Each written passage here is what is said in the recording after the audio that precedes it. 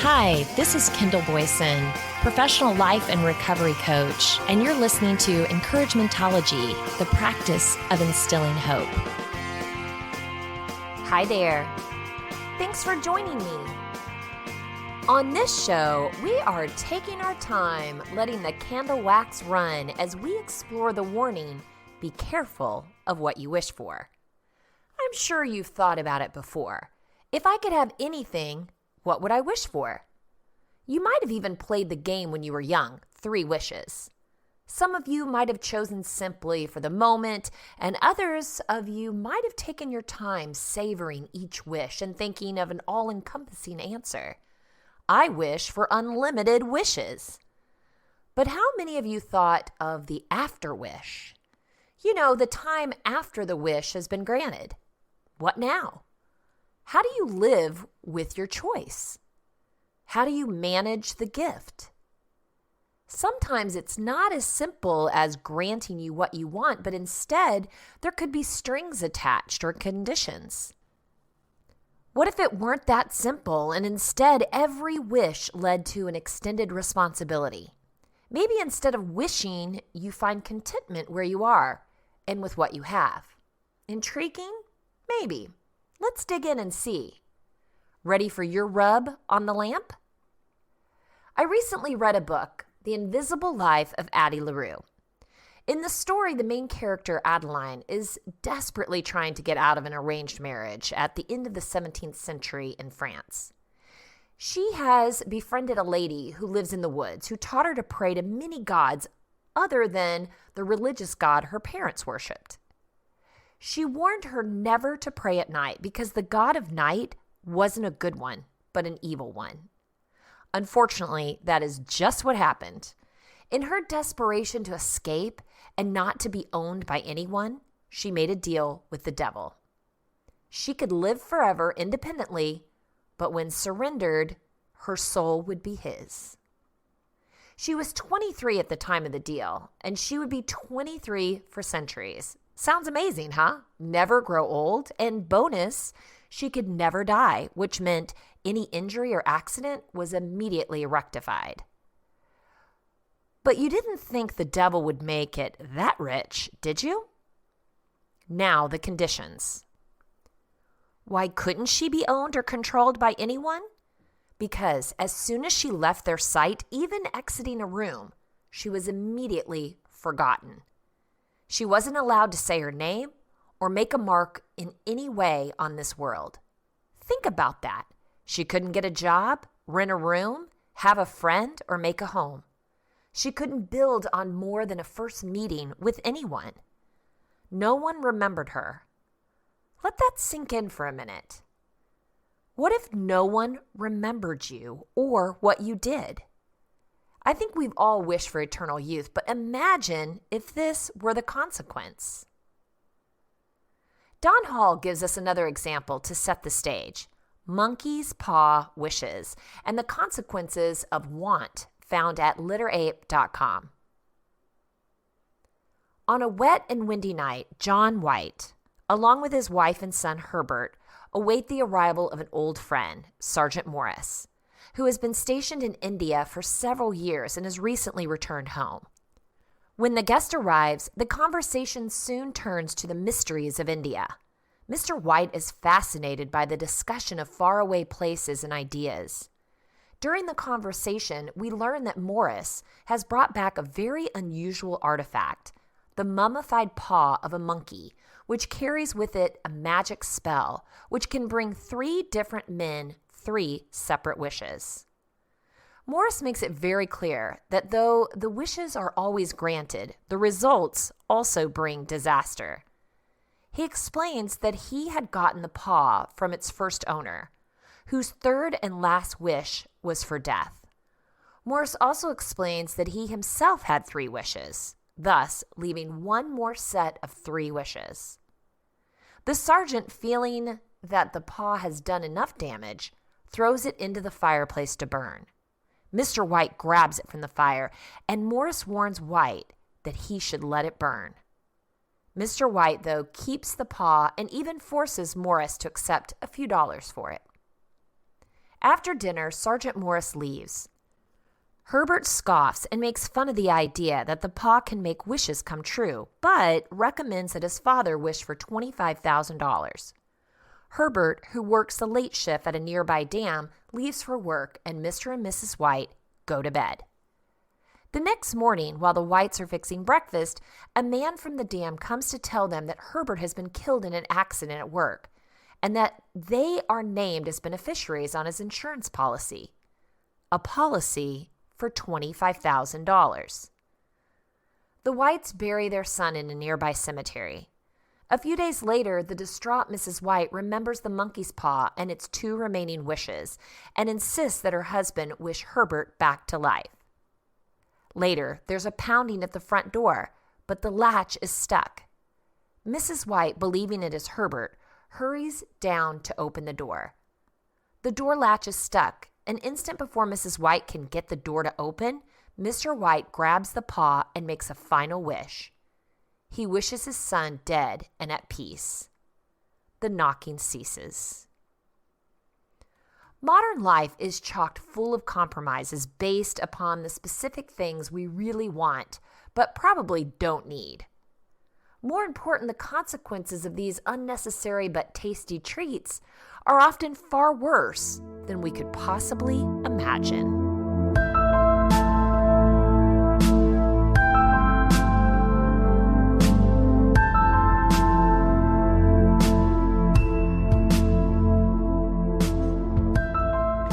Today, we might wish for easy access to credit and loans so that we can buy things that we want but probably don't need. What the monkey's paw gives us is 39% interest rates that obliterate the possibility of ever getting out of debt. We might wish for cheap goods and services. What the monkey's paw gives us is the slow demise of American factories and the destruction of unions. We might wish for amazing smartphones and computing devices. Computers that once took up whole rooms can now easily fit in our back pocket. What the monkey's paw gives us is constant distraction and a lack of communication and human contact. We wish for fast food. What the monkey's paw gives us is fat food. We wish for the ability to interact with society via Facebook and Twitter, thus making these platforms the crucial information dispersal forums for our news, our facts, and our beliefs. What the monkey's paw gives us is propaganda, relentless sales pitches, and opinions versus factual news. In an age of immediacy, instant information with a few keystrokes, instant food through a drive-through window, instant withdrawals from our bank accounts. We want things, but don't take the time to truly look and see what the commitment consequences will be should we get them. Because these are all things that come with the wish upon the monkey's paw. Does that mean that everything comes with a price? On the surface, it might seem that way. But I'm hoping what we take away is there's always more to consider when looking for an easy out. I thought about how many times I wished my stomach was flat and my scars were gone.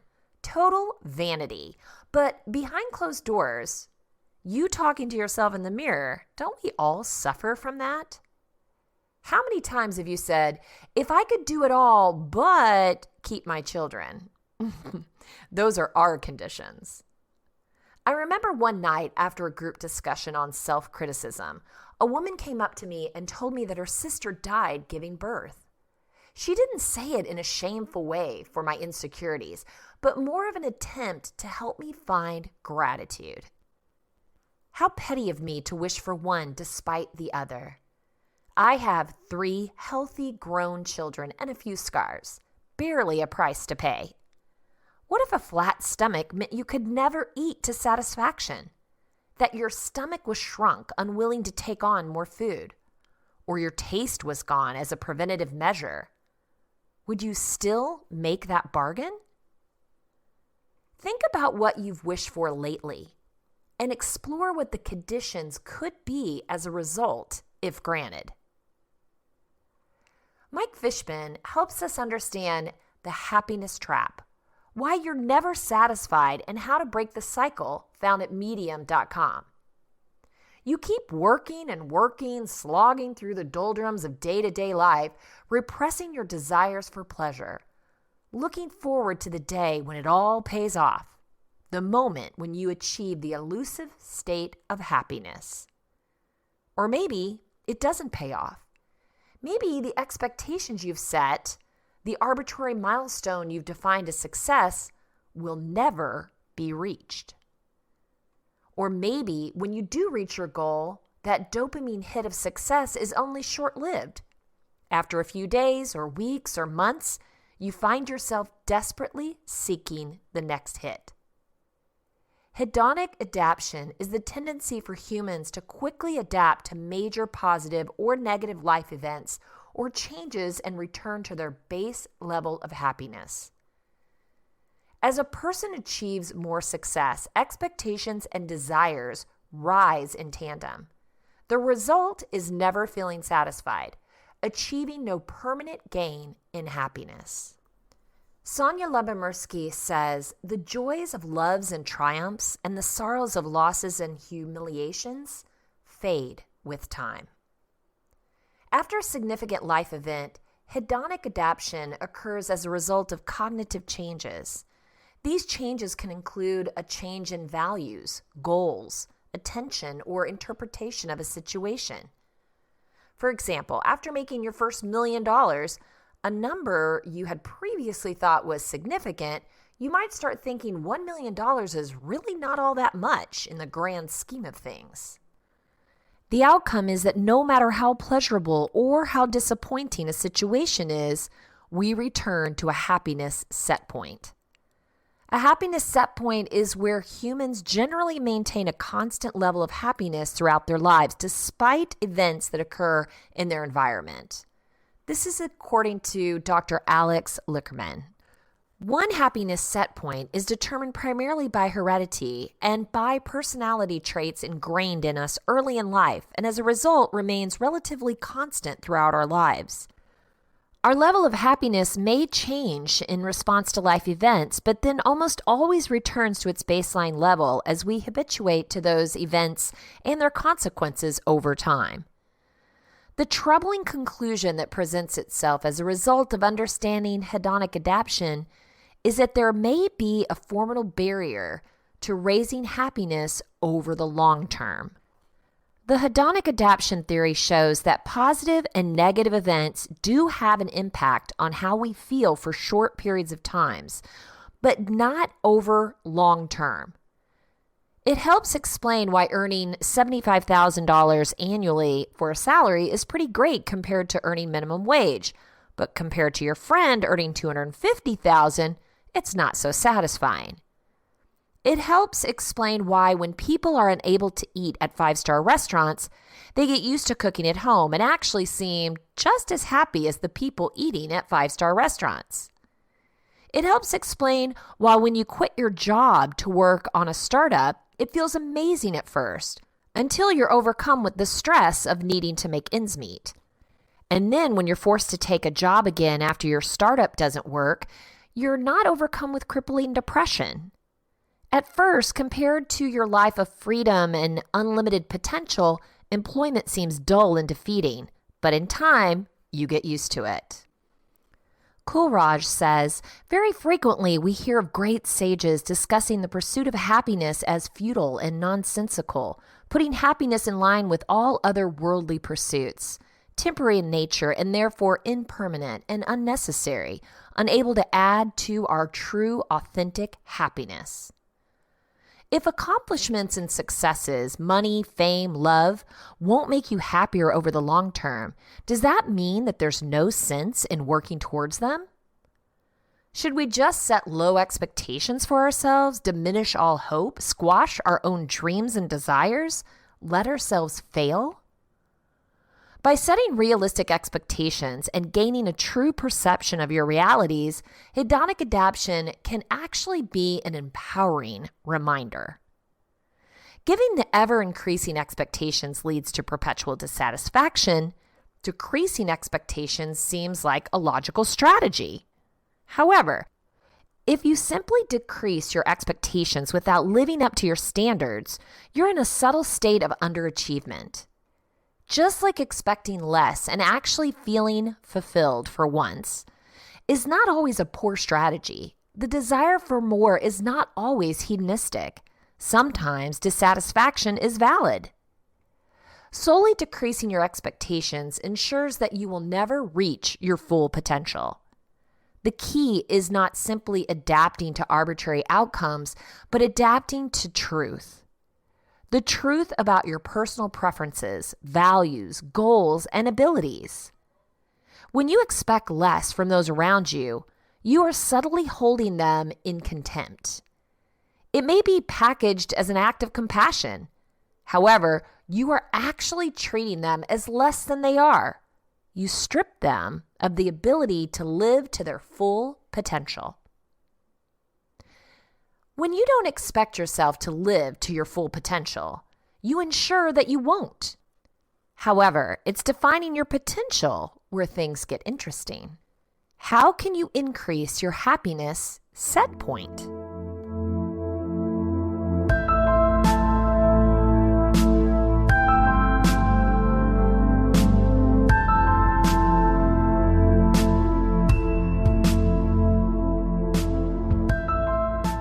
If happiness is the difference between expectations and reality, you're faced with two options: lower your expectations or increase your reality. Lowering your expectations and improving your reality are not end-all solutions. Lowering expectations is demoralizing, while continually chasing outcomes fails to provide fulfillment over the long term. However, not all hope is lost. Here are 2 strategies and 6 ways to implement them. Set realistic expectations based on your real abilities. Increase your perception of reality by combating irrational thinking. You can set realistic expectations through self-awareness. So number 1, gain self-awareness. Many millennials have been coddled into thinking that they're God's gift on earth. We've read self-help books that lend us to believe we can do anything we set our minds to. And we haven't been exposed to the realities of our genetic abilities. We still don't have an effective way to measure one's abilities. High school diplomas and college degrees have proven insufficient indicators of future success or happiness. IQ, while not perfect, has shown to be correlated with career success. However, it's actually illegal to test for in a job interview.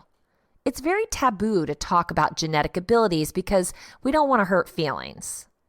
By gaining self-awareness and matching your expectations to be in line with those realities, you're adapting to the right set point. This might entail decreasing one's expectations and desires. Decreasing expectation is hard to grapple with.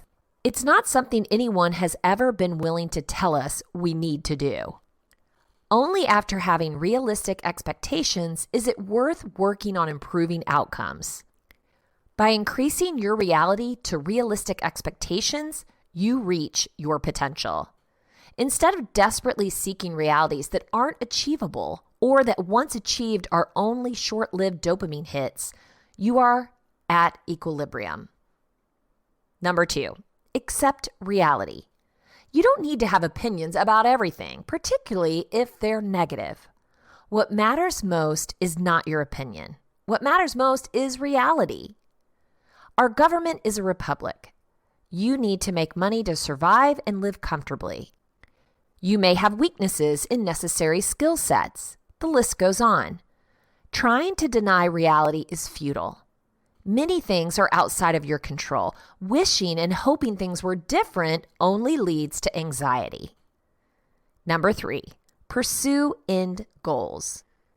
Means goals are the tangible outcomes we want to achieve, such as X million dollars or a given job title. Means goals are often only a means to a larger, more fulfilling end goal. Ends goals are our ultimate destinations. Ends goals reflect one's personal values and are often feelings. By pursuing an ongoing purpose while gaining happiness from within, you will feel equilibrium. If you think you're in danger, you will feel great anxiety. If you think you're in danger, you will feel great anxiety, even if you're actually safe.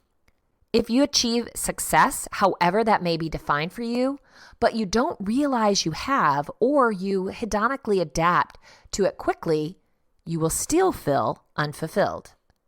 One key adaptation element is attention. Once we stop paying attention to an event, appreciating a positive event, or ruminating on a negative event, we have adapted.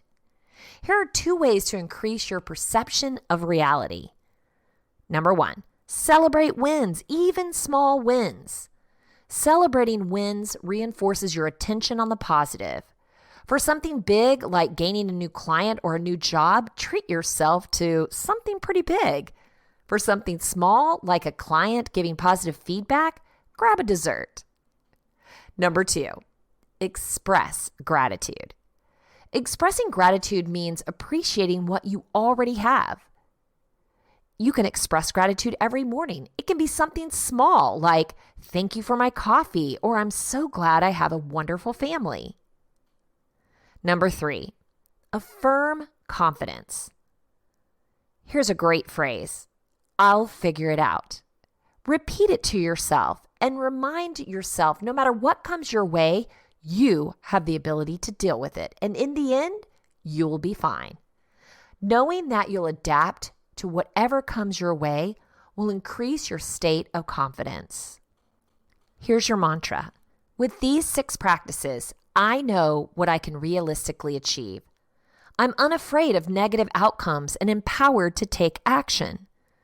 The bar is not set too high so that I will never be happy. The bar is not set too low so that I don't feel fulfilled. I make better and more practical decisions. I am happy and fulfilled. My base state of happiness and self-esteem are high. Even if you've spent your whole life pursuing something, once you get it, you adapt to the new reality. It becomes the new base state. Once it's the base state, we're susceptible to the same feelings of inadequacy and underachievement that we had before. It doesn't matter that we work for decades to get there. Once you've got it, it's not exciting anymore. It may make achievement seeking seem inconsequential. If you challenge yourself significantly and bank your happiness on achieving a given outcome, you're in a state of failure until you achieve it. And then, when you finally do achieve it, the feeling of happiness is only short-lived as you quickly move on to striving for the next milestone. However, if you don't challenge yourself enough, you'll inevitably feel unfulfilled. When you hold low expectations for yourself, you're thinking less of yourself and selling yourself short. An approach has been self-awareness. Maximize your perception of reality and take action without desperately seeking validation that will only be short-lived. Don't live by comparisons. Live by what's true. Let knowing that you'll adapt be empowering. In The Invisible Life of Addie LaRue, Addie meets a boy after 300 years who actually remembers her. What are the odds? She's immediately drawn to him and soon realizes he too is cursed. Less than a year ago, he makes a deal with the devil in a desperate moment. He feels lost and wandering through life, meets a girl he falls head over heels for only to be rejected after he proposes.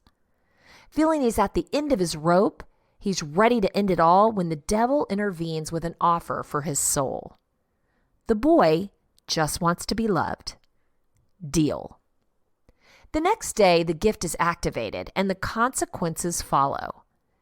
Everyone he meets falls in love with him. He's the son they never had, the friend they've always wanted, the love of their lives. But nothing about him has changed. All of it is fake.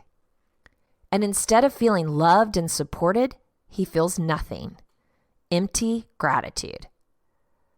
What if you could do no wrong? Would that feel right?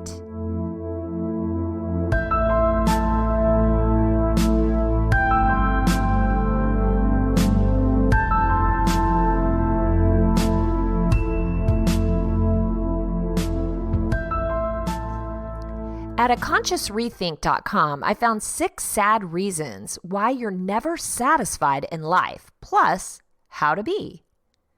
People do an amazing job of talking themselves out of their own happiness. It seems like that as soon as we attain the things that we yearn for, our gaze shifts to the next thing on the horizon. This constant pursuit of new things, new experiences, new circumstances is an endless treadmill that wears us down until we no longer find the happiness and joy that these things once gave us. And it doesn't help that life is difficult. There's always some terrible thing going on in the world to remind us that we should be more appreciative, doing more, seeking more, trying to find something better in all of this. Instead, we need to understand why we aren't satisfied and work to correct that issue. Let's look at some bigger reasons why you can't get no satisfaction, as the Rolling Stones sing. Number 1, you don't appreciate what you already have. Gratitude is a common talking point in the space of self-help and mental health. Wherever you look, it's all about gratitude, gratitude, gratitude. Yet it's strange how few people seem to really explain the benefits of gratitude and how it can shape your life. Let's do that now. Gratitude is about shifting your perception. A person who is focused on everything they don't have and what they want is creating discord within. They constantly tell themselves that they aren't enough, that they need more, that they need to work harder. That's not a healthy narrative to replay over and over in your mind. To be grateful is to break that narrative. Instead of focusing on everything you don't have, you focus on the things that you do have, even if it's not much.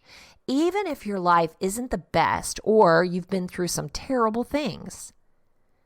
Every day we draw breath is a gift and something to be grateful for because a whole lot of people don't have that benefit. It's much easier to be satisfied with yourself and your life when you focus on what you have. You take yourself off the treadmill of get more and the anxiety of the future. In reality, everything you have today could be gone tomorrow. And that's just the way life goes sometimes. Number 2, you're not challenging yourself. Many people limit themselves through their own fear and anxiety. What is it that you really want? Are you pursuing it or are you afraid of pursuing it? Do you want to launch that business? What if it fails? What if it costs you everything and puts you in debt? What if nothing goes right? Do you want to build a loving family? Are you putting yourself out there, allowing yourself to be vulnerable and taking risks that comes with being vulnerable to new people?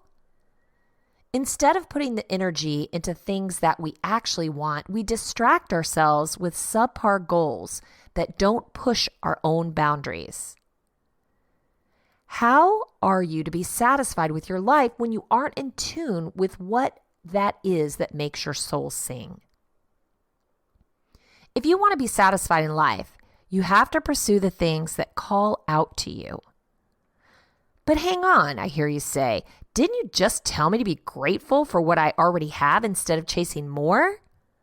Yes, but there's a difference between challenging yourself and not being grateful for what you have. In fact, setting yourself challenges and practicing gratitude are not mutually exclusive. You can do both at the same time. It's all about finding a happy medium between living well within your comfort zone where you might not pursue that which makes you truly happy and pushing yourself so hard that you don't enjoy the benefits of your endeavors. No challenge often means no satisfaction. Likewise, too much focus on the challenge leaves little room for satisfaction. Does that make sense? Number 3, you're not living in the present. Things were so much better off. Well, maybe they were. Maybe they weren't. Things will be so much better in the future. Well, maybe. Life doesn't always go as we plan. Sometimes we can't manifest our dreams in the way that we hoped. Or maybe life just threw you a massive curveball and you now have to deal with the fallout of something terrible. Illness happens, people die, tragedies abound. And none of us are special enough to avoid that tragedy. It's all a very normal part of human experience. It's also normal to long for a time when things might have been better, when the world might have been shinier, and before the tragic thing happened. The problem is that we don't have that luxury. It's as much of a waste of time as longing for a future that we don't have yet. Satisfaction with life can only be found in the present moment, so you must live in the present to feel satisfied. You're not doing that if you're longing for the past that's gone now or the future that may never come. Bring your mind back to the present when you find yourself daydreaming about the future or missing the past. How can you improve your present? How can you find happiness at this moment right now? Those are the questions you ought to be asking. Number 4, you don't have any goals or desires. Do you realize how hard it is to be satisfied with your life when you don't even know what you want out of life? It's a catch-22. On the one hand, you want to find satisfaction with your life. On the other hand, you don't know what will actually make you satisfied. Where do you start? What do you do? How do you know what to do? Want to know a secret? The really secret? It doesn't matter what you do. The most important thing is that you stop wondering, stop thinking, and start doing things. You can spend years idly wondering and contemplating, and you'll have absolutely nothing to show for that time spent. Compare that to the person who actually dives into their work and starts moving. They will get to where they are going much quicker. An easy way to find the things that will fulfill you in life is to get out there and do things. These experiences teach you what you like and what you don't like and expose you to opportunities you may not realize. It also includes other people who you may massively impact or that might open doors for you. But what if I make the wrong decision? You will. We all do, sooner or later. Accept it as inevitable. When that happens, be grateful for the experience and move on to the next thing. That's as complicated as it needs to be. Life doesn't always go how we want it, but we can head in a general direction where we think we might want to end up. And who knows, you may find satisfaction in some remote niche that you never had any idea would be right for you. Life's strange like that sometimes. Number 5, you don't finish what you start. Satisfaction often comes from seeing a project or goal through to the end, but some people have a problem with finishing what they start. Instead, they jump around from one thing to the other, doing little bits here, a little bit there, dabbling in various activities or areas of work, rather than sticking with one thing for a prolonged period. You might call it shiny object syndrome, because as soon as this person starts one thing, their head is turned by something other that they imagine will be even better and more enjoyable than the one they have. They always long for the next shiny object, believing that it will be the one that brings them satisfaction. What they get instead is a pile of half-finished projects trailing in their wake. So when you put your mind to something, really go for it. Dive deep into that and try it for all it's worth. See it through to completion, and you'll feel better for it. It's a bit like reading half a book before tossing it aside and starting another one. you'll never feel satisfied not knowing how the story turned out. Get to the end, turn the final page on a project, bask in the warm glow that comes from finishing something. Number 6, you're living outside of your means. Have you ever heard the phrase lifestyle creep? Lifestyle creep is a term used to describe an increase in spending habits to match higher income. That is, when you get that big promotion or finally land the better job, you increase your spending because, hey, now you can afford it. This also accounts for the general spending of money on everyday objects because you have more disposable income. The problem is that this can easily disrupt your life and pull you further behind. The other issue with living outside of your means is using financing to get the things you want. A new car might be fantastic. Owing $30,000 on it, not so great. Another term used to describe this type of thing is gold in handcuffs. It's a term often used to describe people who shift from a low-earning job or education into a highly paid career. They go out and buy a fancy car, a nice house, new clothes, and now they must maintain that job and high income to maintain it all. They no longer have the option to just dip out of that situation if they don't want to because they're wrapped up in financial responsibility.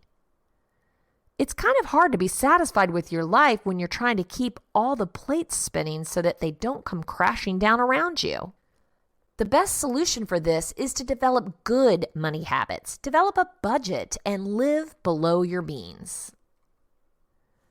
What about that person who wins the lottery expecting all their worries to be over only to create more than they had before? I want to leave you with 4 inspiring messages from the invisible life of Addie LaRue. What is a person if not the marks they leave behind? Addie's determined to make a mark and leave a legacy. She experiments through art and music despite the limitations brought on by her curse. Addie also finds the will to make the most of her time and live through monumental pain to find moments of triumph. Ideas are wilder than memories. Though she has to deal with being forgotten by all the people that she meets throughout her life, she still manages to make use of her ideas to make an impact through timeless art pieces that are more lasting than memories. Nothing is all good or all bad. As the adage goes, there are always 2 sides to a coin. In the invisible life of Addie LaRue, Addie is given immortality with the curse of never being remembered. She lives through centuries without keeping contact with her acquaintances. Despite the obstacles, she still tries to live a meaningful life and leave an impact in the end. Her story shows that nothing is purely good or bad. It's what you make of your situation that matters. Blink, and the years fall away like leaves. Time is valuable. This line serves as a reminder that we don't have complete control over our existence, so we have to make our journey meaningful. We may not be able to control time, but there will be no room for regrets if we live a life to the fullest and make a difference during our lifetime.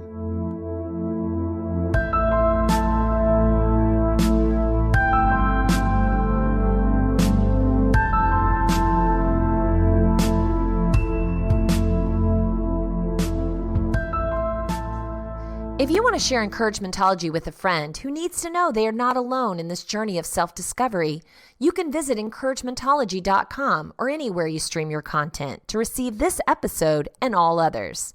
Follow us on Facebook for additional encouragement throughout the week. So I challenge you, count your lucky stars and find gratitude in the life you have. Before you make a deal for more, explore the conditions and impact a wish granted will have on your life. It's all in the power of perception. I know you can do it. Thank you for listening to Encouragementology with Kendall Boyson, where we find positive ways to handle some of life's challenges. I stumbled through until the path was clear. That's when I found you and how I